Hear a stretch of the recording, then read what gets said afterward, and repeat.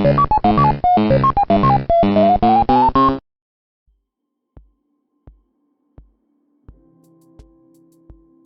off with the first pick, where Jacksonville is going to take Trevor Lawrence. This pick has already been set in stone for months, so we can move on to the number 2 pick, where this pick will likely be Zach Wilson, the BYU quarterback. Zach Wilson is more pro-ready than some of the other quarterbacks available, Trey Lance, Justin Fields, and Mac Jones.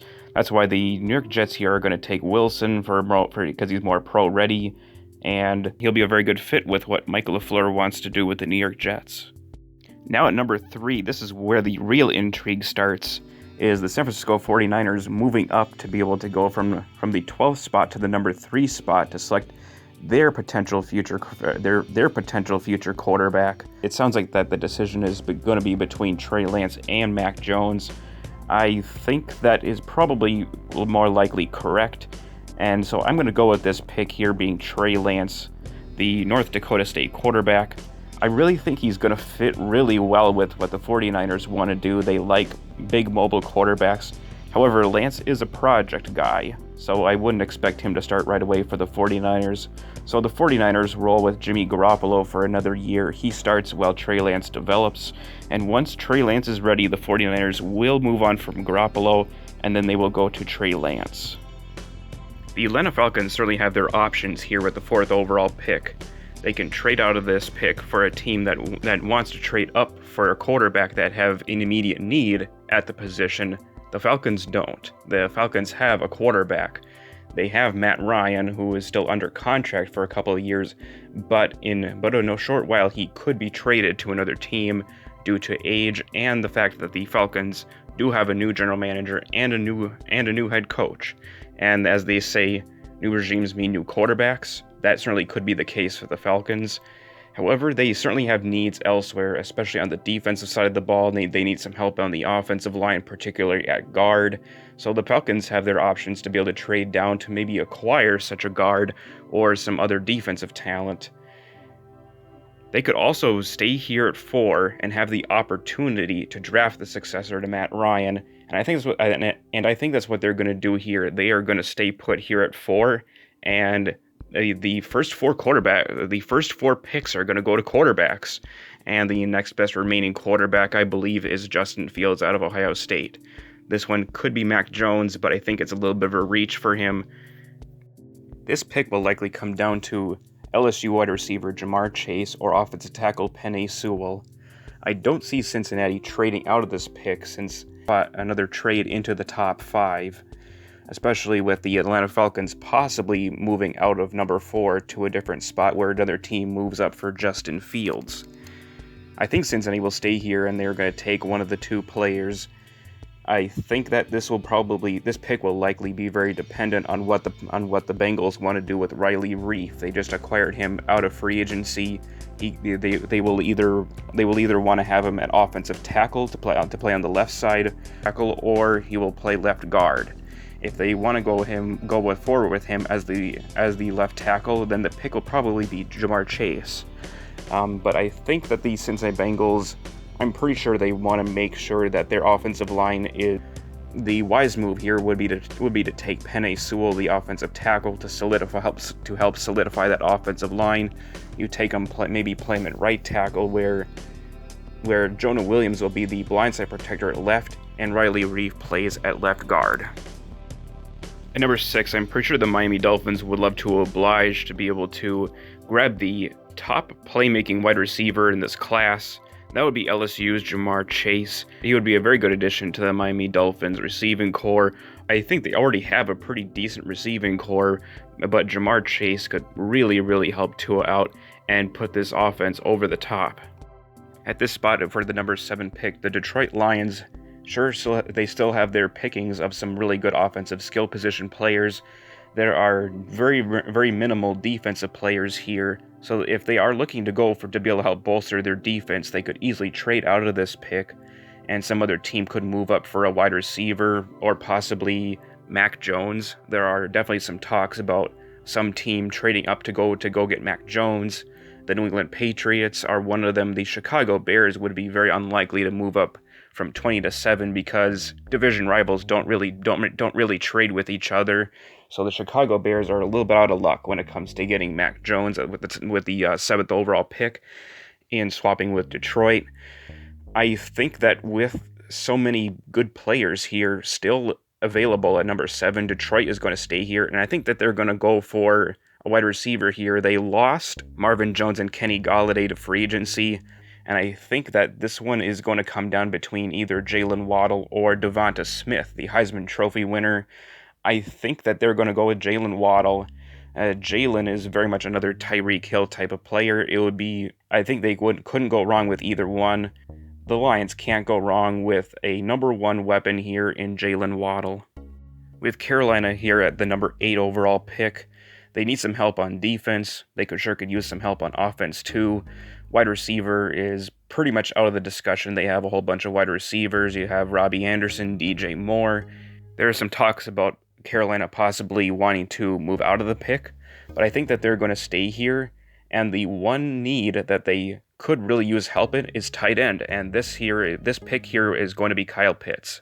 This is the one that I had last time, and I'm still going to stick with it. If Kyle Pitts is available for the Panthers, they are going to pick him here. They could really use that tight end they've been missing since Greg Olsen, and you give your quarterback Teddy Bridgewater a really good option there for tight end, a potential generational talent in Kyle Pitts. The Denver Broncos at number 9 are a team with very minimal needs despite not being a very good team last year. I thought that they were going to potentially be the team that could move up from 9 to 4 to swap with Atlanta to take a quarterback. However, they do have Drew Lock. The brass seems to be still pretty high on Drew, and I think that they're still going to stick. They're still going to stick with Drew Lock and give him a chance. So Denver will probably stay put at 9, and I think that they're going to get some help on defense. Go for is an inside linebacker. They have been a little bit weak there for a while yet. I think this is probably going to be the pick here where they could take Micah Parsons, and this is just a really, really good football player here. So I think the Broncos will take him. At number 10, I'm going to have the Dallas Cowboys go with the same player I did last time. That was cornerback Patrick Surtain II. It's very well documented that the Dallas Cowboys have had some issues at cornerback and haven't been able to properly replace Byron Jones, who left in free agency to the Miami Dolphins a few years ago. Patrick Surtain, possibly the best corner here, would be a very good fit for the Dallas Cowboys, and they get some help here to help with the defense, which was a really big weak point for them last year. At the number 11 spot, the New York Giants are probably eyeing several different. It's very unlikely that they are going to go for wide receiver after they are able to acquire some help in free agency, like a lot of mock drafts have them. I'm just not buying wide receiver here for the Giants. I think that they are going to go somewhere else. I think they go on the defensive side of the ball, even though they're pretty solid there. But they are a little weak at the outside linebacker position, and I'm hearing that they are interested in going for a pass rusher. Even though the Giants have not done this, I think that this is going to be the time where they actually trade down here. I have the Las Vegas Raiders moving up from 17 to 11. I have Las Vegas moving up here because they do have quite a bit of draft picks, and I think that they can probably pull this one off. So the Las Vegas Raiders moving up from 17 to 11 are probably here. They're moving up here for some help along the offensive line. They just traded away Gabe Jackson to the Seattle Seahawks. Rodney Hudson went away, and they also traded Trent Brown, the right tackle, back to the New England Patriots. So this move up is for Rashawn Slater, the offensive tackle from Northwestern. Rashawn Slater is a very good, superior talent. Coming out of this class, he can play right tackle, he can play guard. I think that they could probably give Rashawn Slater a chance to be able to play some right tackle to fill in for Trent Brown. They don't have a viable right tackle currently at this moment. The Philadelphia Eagles are going to get a gift here because Devonta Smith, the Alabama wide receiver, has completely dropped to them, so they're going to pick him here. And you give Jalen Hurts a good potential number 1 weapon here. That would be a very good pick for the Philadelphia Eagles either way. If they get Smith or Waddle, you get a number 1 weapon for Jalen Hurts. And This pick is going to remain the same from my last mock draft. The Los Angeles Chargers are going to take a left tackle. They're going to take Christian Darrisaw to help protect Justin Herbert, in which their left tackle went away to another team. Sam Teavee, who was the Chargers' left tackle, went to the Indianapolis Colts, so they find a replacement here in the first round. There are some possibilities of them taking a corner to replace Casey Hayward, who they just released, but I think that it should be the priority of the Los Angeles Chargers to make sure their quarterback is protected, and they could possibly take a starting corner in the second round. Instead of trading up like last time, Minnesota will stay put here at number 14, and they can still get some adequate help on the offensive line. And this time they're going to be able to get Elijah Vera-Tucker, the offensive tackle out of USC. Minnesota here has some options what they can do with Vera-Tucker. He is very much similar to that of Rashawn Slater, where he's an offensive tackle that can play guard. Some may see him as a guard, and I've been hearing from sources that Elijah Vera-Tucker will probably play guard for them, in which they can take Ezra Cleveland and play him at left tackle, and that wouldn't be a bad idea as they have to find some way to replace the departed Riley Reiff. Either way, Minnesota is going to get a really good football player, and Elijah Vera-Tucker fits really well with what they do for their inside and outside zone blocking scheme. At number 15, the New England Patriots finally get their quarterback of the future in Alabama's Mac Jones, who drops here all the way to number 15, because Mac Jones, I think, just fits with the New England type of system, whereas in the other systems, San Francisco and Atlanta, he couldn't quite fit as well with having mobile quarterbacks. Mac Jones has limited mobility, and New England has gone for quarterbacks that don't really necessarily need mobility to be able to fit into their system. And Bill Belichick likes Alabama Crimson Tide players, so it's a pretty good fit. This fit is like a hand in a glove. And now we're at the midpoint of the first round, where the Arizona Cardinals, picking at 16th, are going to take a corner, but this time they're going to take a different corner, and it's J.C. Horn out of South Carolina. I think they will pass here on Caleb Farley due to injury concerns, so they're going to go for the more healthier option. Here they get their long-term replacement for Patrick Peterson, even though they just signed Malcolm Butler. After a trade with the Las Vegas Raiders, the Giants here at 17, instead of picking at 14 where they took Gregory Rousseau, they'll get the very same pass rusher here at number 17. I thought about Kwity Paye here at number 17, but he's also a really raw player as much as Gregory Rousseau is, and Kwity Paye is probably a better fit for the 4-3 as opposed to the 3-4, which is what the Giants run, and Jalen Phillips' injury concerns are probably going to be enough to be able to sustain a little bit of a fall in the first round, so I think Gregory Rousseau may be the better option of the three. The Miami Dolphins are back on the clock for the second time in the first round at the 18th spot. The Dolphins are very much a team that could really go for an edge rusher or possibly address some other needs on the defense, or they could go on the offensive side of the ball again and maybe look for an offensive tackle. But I think that the Dolphins are probably pretty decently solid at offensive tackle. They drafted 2 offensive tackles high last year, so I'd kind of think that they're probably not going to take the offensive tackle. And right here, I think that there's a possibility they could trade down here because there are several teams that need an offensive tackle. The Titans, Colts, Ravens, Packers, and Jets. They could all use an offensive tackle either on the left side or the right side.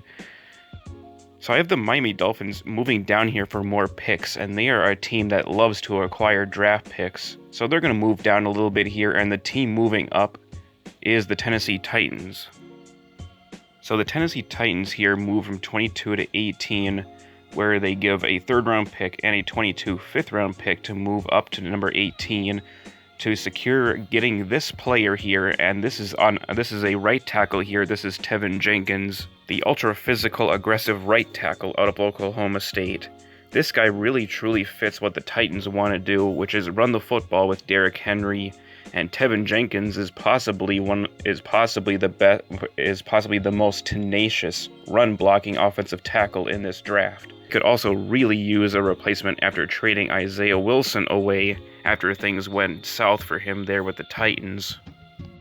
The Washington football team, unfortunately, they probably are definitely a team that could unload a whole bunch of picks to move up to go and trade for a quarterback. Unfortunately, they missed out as all the first-round quarterbacks are now off the board, so they can go back and look at all kinds of different needs on both the offense and the defense. I'm going to go back to my pick that I had from the last mock draft, and that was Jeremiah Owusu-Koramoah, the hybrid linebacker safety. He could play either one of those two positions in Washington's defense. They could use some help at both safety and linebacker. There are not too many linebackers on their roster that really jump out at you. Jeremiah Owusu-Koramoah is a special talent with a great skill set that would be a very good fit for what Washington can do. The Chicago Bears were also another team that could really use a franchise quarterback, but unfortunately, they weren't able to be able to make the trade up into the top 5 to go get the quarterbacks that were. They weren't able to make the trade to be able to go up into the top 5 to go and get the top 5 quarterbacks that were available in the draft. So they can roll with Andy Dalton and address some needs elsewhere. They can go on the defensive side of the ball, probably go for a corner to be able to help mitigate the loss of Kyle Fuller. They did sign Desmond Trufant, but it's only for a year, so he's only just a temporary stay. They could also go back to the offense again and address one of their biggest needs outside of quarterback, which is offensive tackle. They did bring back Germain Ifedi, but Ifedi is relatively average, and he could probably go and play guard, which the Chicago Bears could use some help there in that area. So I think that they're going to take an offensive tackle, and they're probably going to go here for Michigan's Jalen Mayfield, who I think is the next best offensive tackle on the board.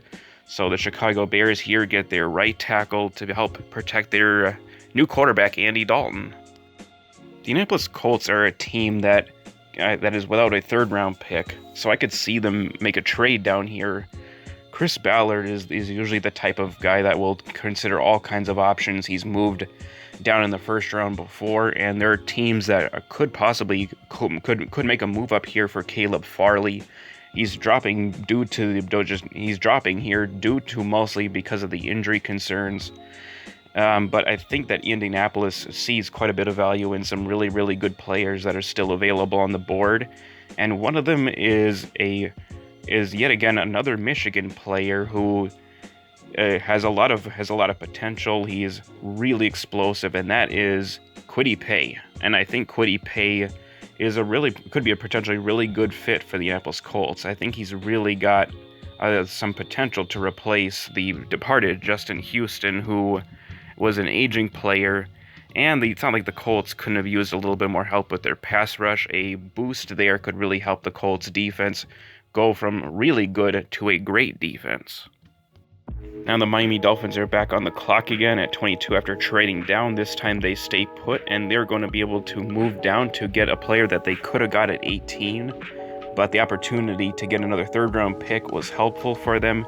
So they get Zaven Collins, who is very similar to that of Kyle Van Noy, a very big linebacker. He can go and rush the passer and go out and play as a traditional 4-3 outside linebacker or 3-4 inside linebacker. The versatility is something that has been very much a thing with a Bill Belichick type defense, and that's where Brian Flores, that's where his genesis started, is with Bill Belichick. So this is the type of player that I believe that the Miami Dolphins could very well be targeting. I almost thought about Zaven Collins to the Patriots because he's that type of player.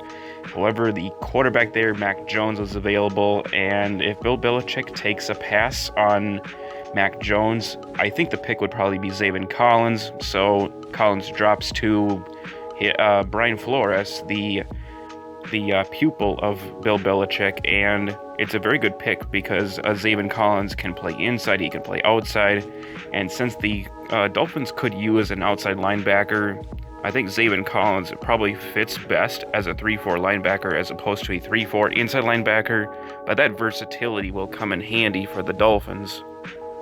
The New York Jets at 23 are rumored to possibly make a trade up for Tevin Jenkins. I think they may have their eye on, and Jenkins would really make a really good fit for the Jets, but he is long gone and the Jets aren't able to make a trade.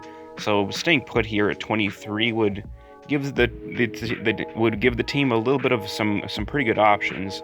They can go back on offense, give their new quarterback a weapon, or they could go to the defense and be able to help build some pieces to their new 4-3 defense under Robert Saleh. Back to my last pick, and I'm going to go with Travis Etienne, the running back, because I've explained that he looks like a very good fit for what they can do with the outside zone. When it comes to this situation for the Pittsburgh Steelers, an offensive tackle seems to be not what they're going to prioritize here. Perhaps they have the opportunity to sign Villanueva back to be able to play left tackle, so that could be part of their plans. So the Pittsburgh Steelers here, I think that they are going to be targeting Najee Harris, but they're going to get a call from a team, and the Pittsburgh Steelers can still acquire Najee Harris by making a little bit of a move down, as the running back position can easily be acquired in the late first round or the early second. So I think they can take their chance here. They can move down, and the team that is going to move up is the Green Bay Packers, because this is what the Green Bay Packers do. They are a team that likes to trade up in the first round. They've done it just about every single year under Brian Gutekunst. This year will probably be no exception. So with Green Bay on the clock at number 24, they know that they have a player in mind that they're going to target. Now under Brian Gutekunst, the player that he really likes, he's aggressive, he goes up and he goes. And I think that this player is going to be a valuable chess piece to a defensive backfield that is a little bit compromised at the moment. There are two cornerbacks that are signed to just one-year contracts, Kevin King and Chandon Sullivan. This pick is got to either be a cornerback or an offensive tackle. There's an outside shot it could be a defensive lineman, but I get the feeling that the Packers are going to pick up the free-falling Caleb Farley, the Virginia Tech cornerback, and the Packers end his fall, and they get a developmental outside-off cornerback that can start out maybe possibly playing in the nickel and the dime to be able to develop his raw skills, and he's really got a really good skill set as a big corner. The Packers like to go for bigger corners, and Caleb Farley is a pretty solid fit for what I think the Green Bay Packers are going to do under Joe Barry, their new defensive coordinator. And with Jacksonville back on the clock for the second time, they have 2 first-round picks. The 25th pick here, I believe that Jacksonville could go several different ways. I know they have their franchise quarterback here in Trevor Lawrence. They could give him a weapon, they could give him some pass protection, or they could go to the defensive side of the ball, address a few needs there. They need some help at linebacker. They could use a little bit of help on the back end, probably a little bit more help at safety. So Trayvon Merrick, the strong safety, may make a lot of sense for Jacksonville. But there is a receiver that is falling pretty far, and that's Kadarius Toney, the Florida wide receiver. And I think that the Jacksonville Jaguars have shown some interest in him. So I think here that they take the next best receiver here on the board, and that is Kadarius Toney. He'll be a good welcomed addition with a pretty good group of receivers that Jacksonville has right now. And I'm going to go back again at 26 with the Cleveland Browns, taking Christian Barmore, the defensive tackle out of Alabama, to fill in the need for the loss of Larry Ogunjobi, and Sheldon Richardson was unfortunately released by the Browns. So it would be pretty wise for the Browns to keep on bringing some reinforcements after the 2 defensive tackles that they lost. I expect the Browns to address this position pretty early. The Baltimore Ravens picking here at 27, I have them staying with this pick here. I think they're probably going to take the player that I had them taking last time, only this time they're going to take him in the first round, and that is offensive tackle Alex Leatherwood, the Alabama guy. And we know that the Ravens have a history of picking Alabama Crimson Tide players. I believe that this year will be no exception, and they select here Alex Leatherwood to fill in for the loss of Orlando Brown, who was traded to the Kansas City Chiefs, in which they were able to acquire the number 31 overall pick from Kansas City in exchange for Brown. The New Orleans Saints here at 28 can go for several different options on the defense. They could target a defensive tackle here to replace Sheldon Rankins, who departed in free agency. Last time I had them taking Levi Onwuzurike, and there's a possibility that they could go for a wide receiver here at the bottom of the first to give whoever's going to be their quarterback a number 2 receiver. They let go of Emmanuel Sanders, so there's a possibility they could go that route. But the Saints are kind of in a similar position that the Packers are in. They have 2 cornerbacks that are only under contract for another year. That is Marshawn Lattimore and nickel cornerback Patrick Robinson. And Greg Newsome, another really good outstanding corner with unfortunate injury concerns, has slid into the bottom of the first. I think they pick him up here, and they're going to take the young and promising Northwestern cornerback with this pick at 28. The Steelers are now back on the clock after moving down with the Green Bay Packers, and now they get Najee Harris, the running back out of Alabama, to take over as the lead dog in the backfield. That was quite lackluster last year with James Conner dealing with injuries, has been in and out and struggling to stay on the field. And then you have some mediocre backs in Benny Snell and Jalen Samuels. They haven't really been able to pick up much of the slack. So here the Pittsburgh Steelers are going to be able to get an extra 3rd-round pick and land their running back that they could really use to help get that running game going. The Buffalo Bills are very much a team with minimal needs. It's pretty tough to say where they can go. There are some rumors about them wanting to trade up for Najee Harris, even though they have 2 running backs that they should give a chance to. It's possible that they could select one later on day 2 to provide some competition for Devin Singletary, Zach Moss. I think that Buffalo would probably be best looking for some more pressing needs, for whatever little pressing needs that they really have. I know that they need some help they need some help at guard. They've had some guys go away in free agency, and they could use a little bit of help in the pass rush department. So I think they could pick up here the Miami defensive end Jalen Phillips, who unfortunately has dealt with a series of injuries, but has a really good skill set and has really high upside. Buffalo here couldn't go wrong with getting some pass rush to be able to bolster it and to be able to kick that defense back up to another level. The Baltimore Ravens wound up with 2 first-round picks because of the Orlando Brown trade. I kind of get the feeling that the Baltimore Ravens are not going to stay here in the first round with one of their first-round picks. They don't have a second-round pick, so I can see them trade out of the round. And there are some teams that have minimal needs that could really, really go up and probably go and select a player that they have their eye on, that they see is a free-falling player.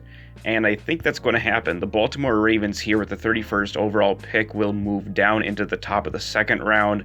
And the team moving up to go get a player is the Denver Broncos here. Since they are a team with very minimal needs, they can help in the area to be able to address one of the very few positions of need, and they go for it. So the Denver Broncos here are going to trade up for a huge value player, and I know that they could probably look at possibly an edge rusher because Von Miller is an aging player and could possibly be a free agent soon. Bradley Chubb unfortunately has dealt with a string of injuries and has had a difficult time staying on the field. Some depth at the pass rush department. I think the Broncos probably could address the need possibly later in the draft, or they could possibly address that next season. And for this pick here, I think the Denver Broncos are going to move up for the free-falling Trayvon Merrick, the strong safety out of TCU. Trayvon, I think that the reason why they're going to... Trayvon Merrick is a really intriguing player. He's got a really good skill set. He can play strong safety. He might be able to play a little bit at linebacker. He might have a pretty good chance to even play at nickel cornerback. He is a pretty versatile player with tremendous ball skills. His upside is really, really good, and I really think that Trayvon should not get out of the first round.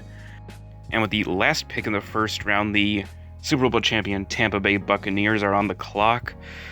They are a team with essentially no needs whatsoever. They could go for the best player available, help on the defense, You could always bolster things at the receiver position. Antonio Brown is not really signed to Tampa Bay right now, but there is a possibility that he could return and play with his buddy Tom Brady.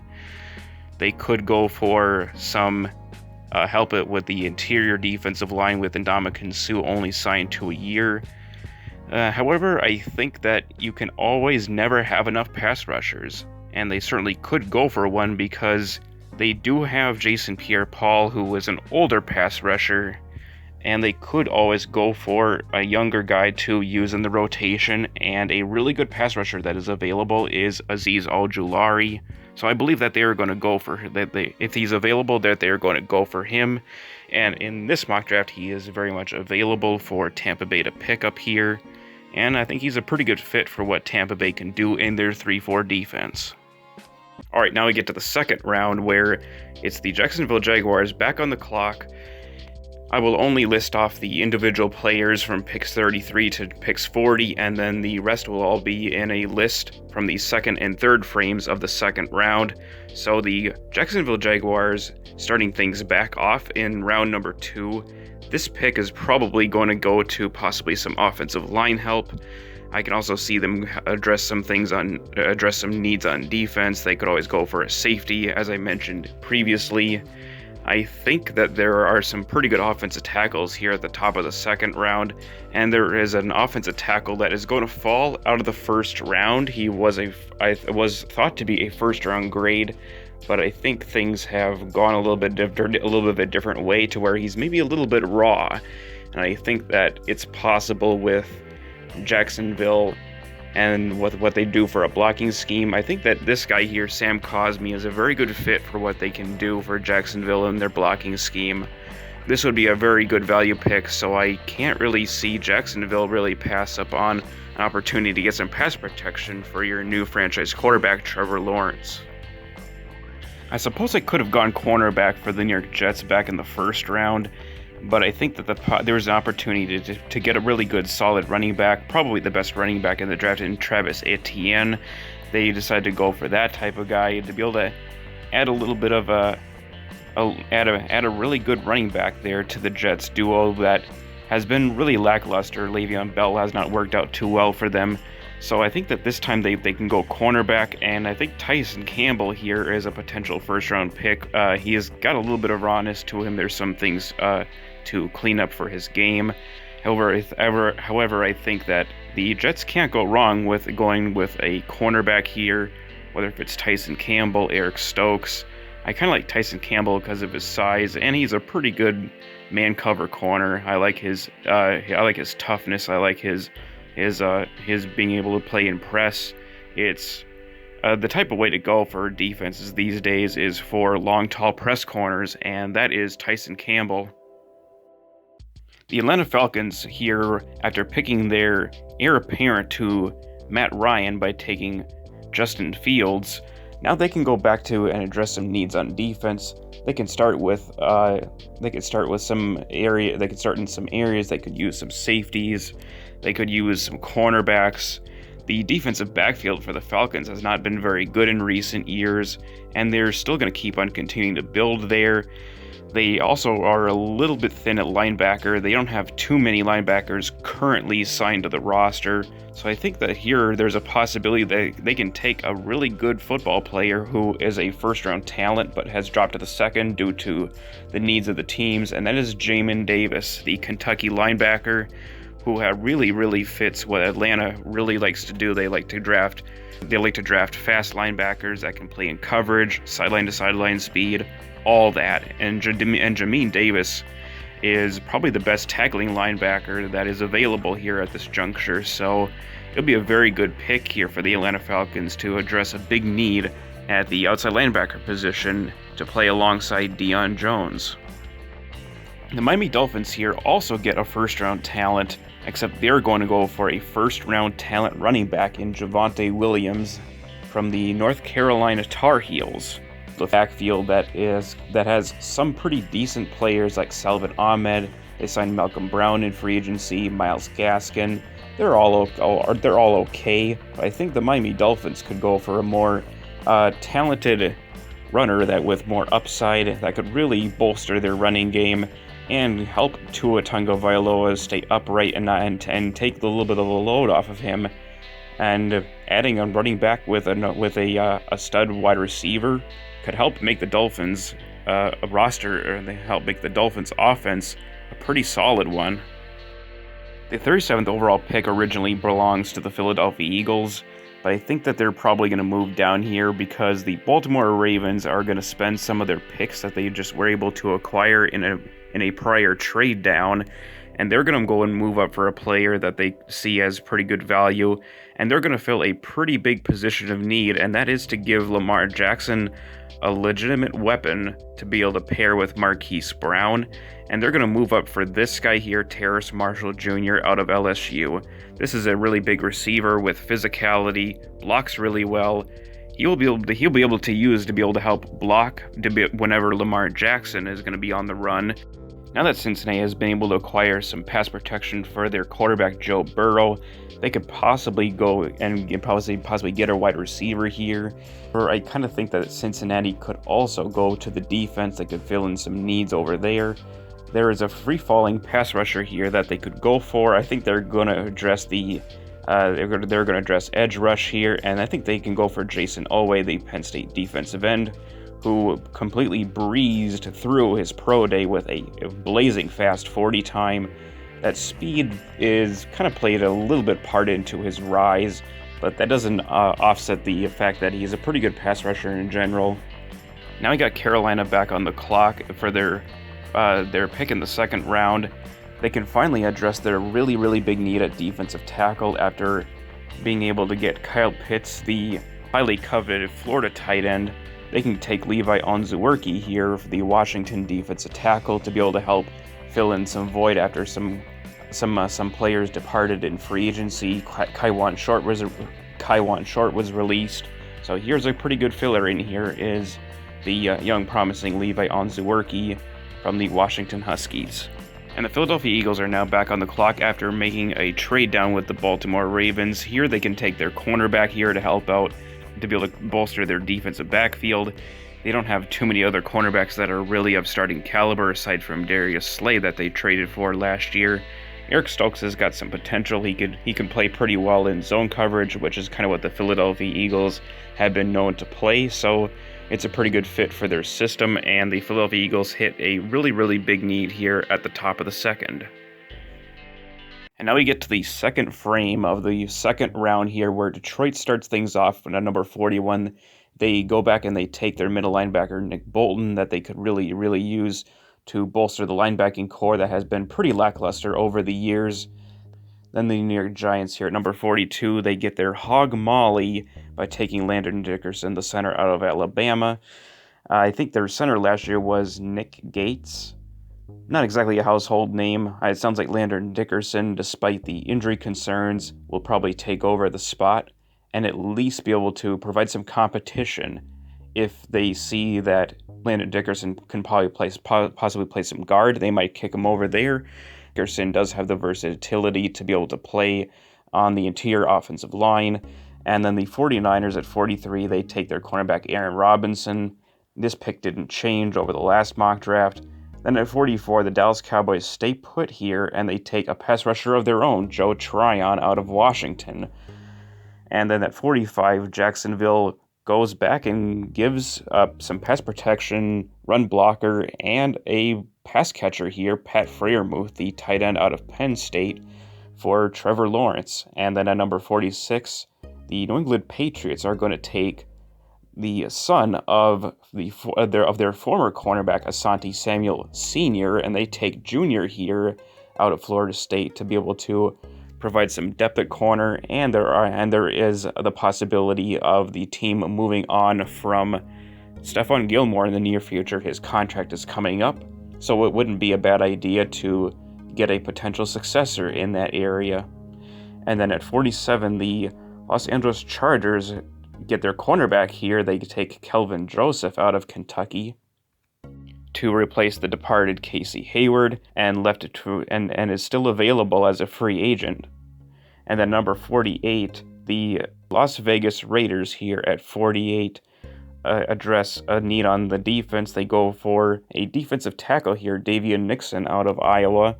They don't have really too much of anything out of defensive tackle outside of Jonathan Hankins. Then at number 49, we have a trade here where the Tampa Bay Buccaneers are going to move up with the Arizona Cardinals. It's going to be the Tampa Bay Buccaneers giving up a boatload of picks to be able to make this move. Tampa Bay just doesn't really have a whole lot of needs, so they have the luxury to be able to make this trade up for a luxury player in Elijah Moore, the slot receiver from the Ole Miss Rebels. And then the Dolphins back on the clock again for the second time in the second round. Given that they pick a lot, they are going to take a free safety here in Andre Cisco out of Syracuse to be able to help play on the back end and support some really good and to be able to support some really good corners that they have in their defensive backfield. Then at number 51, this may be a little bit early for the player, but Washington really could go for a quarterback here. Kyle Trask, the quarterback out of Florida, is probably the next best quarterback available after Mac Jones. So I think that Washington here couldn't go wrong with trying to get somebody to develop behind Ryan Fitzpatrick. Number 52, the Chicago Bears miss out on a quarterback yet again, but they're going to roll with Andy Dalton and they're going to be okay. So they can probably get some help at the pass rush department. Ronnie Perkins is a pretty good player that is going to drop, and I think he probably might make a really good fit in their 3-4 defense. You can't have Khalil Mack forever, and it looks like the Robert Quinn signing from a few years ago looks like a bust. They could actually use a legitimate 3-4 outside linebacker. Now we get to the last frame of the second round, where the Tennessee Titans here grab a receiver to replace the departed Corey Davis. They get Rashad Bateman, the Minnesota Gopher. And then at 54, the Indianapolis Colts luck into, with their Lucky Horseshoe logo, they get their left tackle of the future, and they take Liam Eichenberg out of Notre Dame. The Pittsburgh Steelers can come right back here in the second round without trading up. They get their center to replace Marquise Pouncey, who retired. They take Creed Humphrey out of Oklahoma. And then at 56, Seattle is not going to trade. They are very much notorious for trading down. They take Aleem McNeil, the defensive tackle out of NC State. Now the Los Angeles Rams, with their first pick in this draft, in the second round at 57, they take a versatile player that could play safety. He could play nickel cornerback. Javon Holland, all in all, with a smaller frame and everything like that, looks like a really good football player, and they can't go wrong with somebody that really fits what their system is. They like to have a star player, a player that can probably play some safety, that can play some corner, play some linebacker.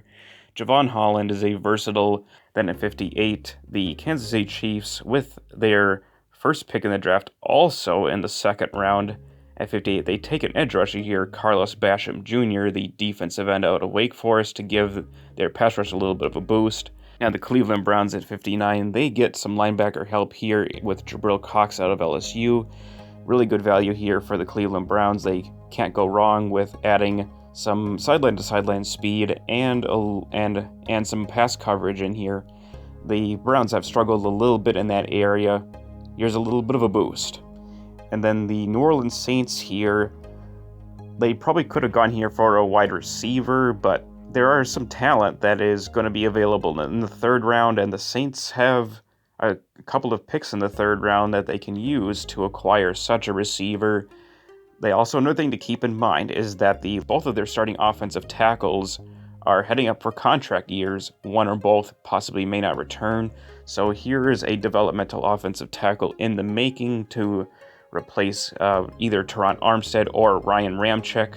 So the New Orleans Saints here are going to get a really good steal here in Dylan Raduns, who is a really good developmental offensive tackle and fits their blocking scheme pretty well. And then at number 61, the Buffalo Bills address their need at guard. They take Quinn Miners, the Wisconsin Whitewater guard, plug him and play him at left guard or center, and he's off to the races for the Buffalo Bills. And since he is a Wisconsin guy, he's definitely used to the snow. And then at number 62, the Packers also get themselves a developmental offensive tackle that can A potential long-term right tackle, Billy Turner, is currently manning the right tackle position, but could swing over to right guard, and Spencer Brown could possibly be that mainstay at right tackle where Billy Turner can play right guard. You can kick Lucas Patrick over to center, and then you got a really good, solid starting offensive line for the Green Bay Packers yet again.